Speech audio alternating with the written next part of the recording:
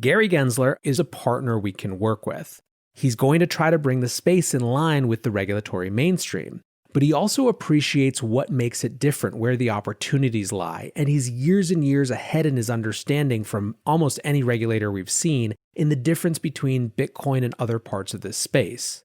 You have to see this as about as positive an appointment as we could have in a really key position for the regulatory battles to come. Welcome back to The Breakdown with me, NLW. It's a daily podcast on macro, Bitcoin, and the big picture power shifts remaking our world. The Breakdown is sponsored by Nexo.io and produced and distributed by CoinDesk. What's going on, guys? It is Wednesday, January 13th, and today we have a very regulatory breakdown with our main discussion about a new SEC chair who actually understands Bitcoin and crypto. First up, however, let's do the brief. Kicking off the brief today, Visa has dropped its planned $5.3 billion acquisition of Plaid. Plaid is a key piece of Silicon Valley fintech infrastructure that builds a bridge between traditional bank accounts and digital platforms. They have financial services APIs that make it really easy for developers to integrate requests for banking information. In addition to its work in the traditional finance space, Plaid is used by a huge number of companies in the crypto space, including Coinbase, Dharma, Teller Finance, and more. Their head of UK is actually a former Google wallet builder and has a particular interest in DeFi. In January 2020, news broke that Visa would be acquiring the company for $5.3 billion, which is about double the $2.65 billion valuation in the company's last private round that included Visa and MasterCard, as well as some storied Silicon Valley firms. The acquisition, it turns out, was not to be. On November 5th, the DOJ filed a civil antitrust suit to stop the merger. The accusation was against Visa, claiming they're a monopolist in online debit because they charge both consumers and merchants billions in fees each year. A few months later, on Tuesday, the DOJ announced the companies had officially called off their merger. Said the Assistant Attorney General, "Now that Visa has abandoned its anti-competitive merger, Plaid and other future fintech innovators are free to develop potential alternatives to Visa's online debit services. With more competition, consumers can expect lower prices and better services." So why does this matter? I don't have particularly strong feelings about this deal one way or another. This might actually be a decent antitrust case that leads to more innovation from Plaid and others, and certainly I have no need for Visa to own even more financial infrastructure. Regardless of one's take on the specifics, however, the biggest reminder, I believe, is that the slumbering dragon of antitrust has awoken.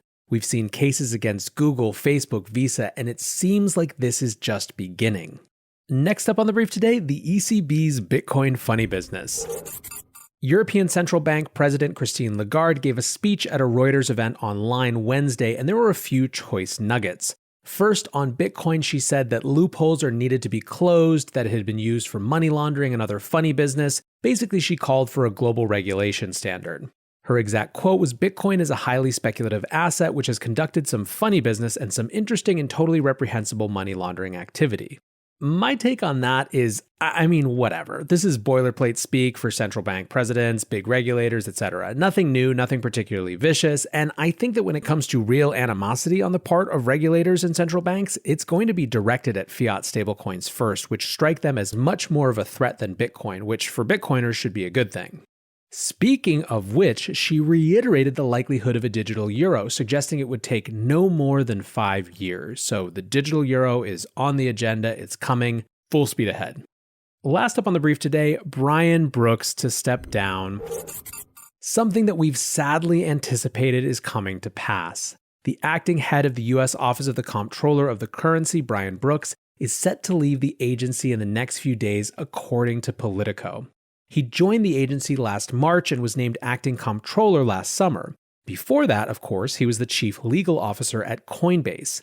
Brooks wasted absolutely no time at the OCC. He kicked off in the summer with a push for fintech startups to be able to apply for national banking charters. They provided guidance on custody that said banks could custody crypto assets. They provided guidance on stablecoins that said that banks could work with stablecoin issuers. They provided, most recently, guidance on public blockchains, saying that they could be used akin to SWIFT as payments infrastructure.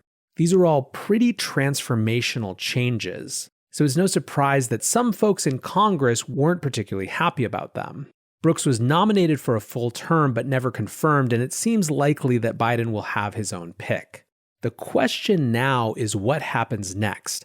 Maxine Waters, the chair of the House Financial Services Committee, wrote a letter recently asking President Biden to rescind all of the OCC's crypto-related guidance. So this could be a battle for the early part of the new administration. Many investors want to be a part of the next bull run. Others seek to build their dream home, finally launch that startup, or fund their education. Try Nexo's instant crypto credit lines and borrow against any major cryptocurrency with no minimum or maximum withdrawal amounts, no fees whatsoever, no credit checks, and flexible repayment. Not to mention the APR starts at just 5.9%. Stay on top of your investment game with Nexo.io. And remember, it's your crypto, your credit, your choice. Get started at Nexo.io. Let's shift to our main discussion. Gary Gensler, a man who actually understands Bitcoin and crypto, is reportedly going to be named the SEC chairman. To get a little bit of background on what this means, it's important to zoom out to the entire US regulatory regime for crypto assets. There are many different offices that have a stake in crypto regulation. The IRS sees them as property and taxes them as such. The CFTC sees Bitcoin and Ethereum as commodities and so acts as such. The SEC has been a prominent actor in the crypto space because they have the power to designate new assets or tokens as securities, which significantly changes how they can be bought, sold, and marketed. This is why most of the times you've heard about the SEC interacting with crypto over the last couple of years, it's been to bring or settle a lawsuit against a token project for an unregistered security sale during the ICO days. The SEC has 5 commissioners, one of whom is the chairman. Over this last period, the chairman has been Jay Clayton, and while not an outright enemy of crypto, you certainly wouldn't call him a friend either. Just after Chairman Clayton announced his resignation, I had Commissioner Hester Peirce on the show, and we discussed the legacy of the past few years.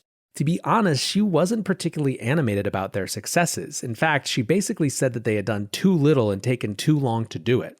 Commissioner Peirce has a long-standing notion of creating safe harbors for experimentation in new areas like crypto. The basic idea being that projects should be able to engage in a good faith way with the SEC while in their early, centralized stages, understanding that the securityness of their offerings might change over time to something that looks more decentralized and less like a security. Anyway, the question for a while has been who would replace Clayton and what would it mean for Bitcoin and crypto as a whole? Today, Reuters reported that Biden's pick would be Gary Gensler, and the industry is pretty happy about it. Gensler has bounced between government, academia, and the private sector. He was in Clinton's Treasury Department, he was a partner at Goldman Sachs, but he really came to prominence as chairman of the Commodity Futures Trading Commission under Obama. In that capacity, he spearheaded new derivatives rules after the 2008 financial crisis. More importantly, however, since the end of that role, he has spent some serious time exploring the blockchain and crypto space. After his CFTC days were done, he took a position at MIT's Sloan School of Business as a senior lecturer and a senior advisor to the MIT Media Lab. In 2018, he taught a course about Bitcoin, blockchain, and cryptocurrencies, saying, "This technology has real potential as a catalyst for change in the world of finance and the broader economy." The course had 2 sections. Part 1 was the foundation of blockchain, the foundation being Bitcoin. It also got into a larger set of technology issues, features, smart contracts, etc. And Part 2 was practical applications in the financial sector. A keynote, this was 2018, and he was still entirely focused on the financial sector, which was not, if you'll remember, what much of the ICO movement was about. In that second part, he also had people explore the potential uses in other countries and contexts than the US, including China and Kenya. You can reasonably quibble about the syllabus, but let's just see what course Jay Clayton could have produced on this industry is all I'm saying.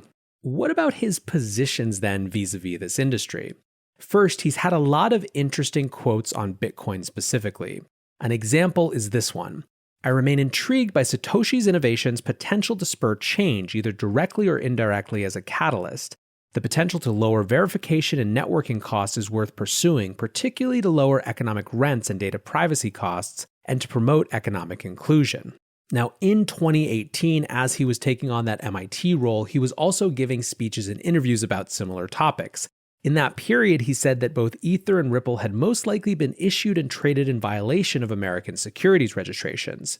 Since then, ETH has been moved over into the commodities bucket by the CFTC, and it seems unlikely that it would be a target again. What's more, even back then, he said that the issue with Ethereum was tokens sold before the network was functional, but it was much more decentralized now given that it was distributed via miners on the network. Indeed, he saved his strongest consternation for Ripple. Effectively, his argument was that the company that develops Ripple primarily still holds most of the token and does most of the work to make the software and the token valuable, which sounds like a perfect fit for the Howey test that determines whether something is a security or not. Now, this is, of course, likely bad news if you're hoping that the recent XRP lawsuit goes away. In July 2018, Gensler testified before the U.S. House Committee on Agriculture. In those discussions, he pushed back on the comparison between crypto and Ponzi schemes. He also published 28 pages of prepared remarks, and if I had to do a TLDR on them, it's this. Regulate the right way, which involves giving a lot of freedom to places like the CFTC to really consider the specifics of these new worlds, and you could get a flourishing of powerful new financial infrastructure, with the potential, he wrote, of lowering costs, risks, or economic rents in the financial sector, which represents 7.5% of the US economy. The conclusion of that testimony was this. In conclusion, blockchain technology has a real potential to transform the world of finance. Though there are many technical and commercial challenges yet to overcome, I'm an optimist and want to see this new technology succeed. It could lower costs, risks, and economic rents in the financial system. It's very clear that he's interested in a lot of the opportunities here, getting rid of certain types of counterparty risk, making it easier to transact and settle, and getting rid of exploitative intermediary actors. So what now are others saying in the Bitcoin space? Vijay Boyapati tweeted, Gary Gensler is to be made head of the SEC. Takeaways. Generally Bitcoin supportive, believes XRP as a security, far superior to Mnuchin. Now, Vijay clarified in his comments that he knew that Mnuchin was the Treasury Secretary and this wasn't an apples-to-apples comparison, but I think in some ways what he was saying is that this might be the leading crypto voice in the administration. Jake Chervinsky said Gary Gensler deeply understands crypto and has strongly supported Bitcoin for years. His selection as SEC chair signals a policy shift in favor of a Bitcoin ETF. He also went on record in 2018 saying there's a strong case that XRP is a security, signaling no shift on that issue. Gabriel Shapiro tweeted, I'm very excited Gensler will be the new SEC chair. On crypto, it seems like he really gets it and will regulate the bad stuff while giving breathing room to the good stuff. Really hope we can get some safe harbors in place with reasonable disclosure requirements. Scott Melker said Gary Gensler may be the hero we need but don't deserve, and Nick Carter, with perhaps uncharacteristic brevity, said, Gensler news is very positive. My 2 cents is that this is a partner we can work with. He's not someone to allow excess or unfettered Wild Westness, so don't expect that. He's going to try to bring the space in line with the regulatory mainstream. But he also appreciates what makes it different, where the opportunities lie, and he's years and years ahead in his understanding from almost any regulator we've seen in the difference between Bitcoin and other parts of this space.